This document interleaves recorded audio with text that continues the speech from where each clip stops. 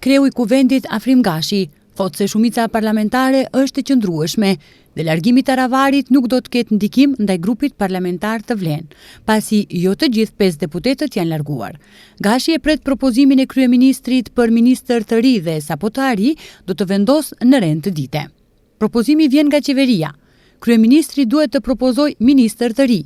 Kur të vjen propozimi në rend të dite, menjëherë do të dorëzohet te rritet të gjithë deputetët dhe do ta vendosim menjëherë në seancën e parë sapo të vi propozimi, tha Afrim Gashi, kryetari i Kuvendit. Megjithatë, shkëputjen e ASH-s së Arben Taravarit, një pjesë e aleancës për shqiptarët e kryesuar nga Arben Fetai, mbetën në kuadër të koalicionit Vlen, bëri të ditur njëri nga liderët e këtij koalicioni, Izet Mexhiti.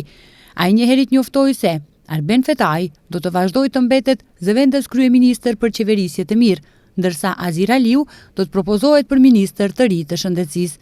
Po ashtu Mexhiti tha se në kryesinë qendrore të Vlenit do të inkuadrohen dhe 10 anëtarë të ASH-s nga grupi që dolën kundër Arben Taravarit. Vlen po bën përgatitje dhe për zgjedhje lokale. Adnan Azizi do t'i prishë shtabit qendror të zgjedhjeve.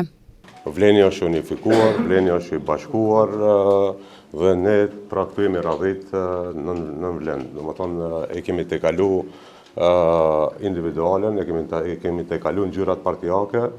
Pra ne votat i kemi fituar si Vlen 107.000 vota, porosia e votuesit është që të na sheh bashkë dhe ne sot të jemi bashkë. Domethënë pak më rëndësi në këto detaje tjera.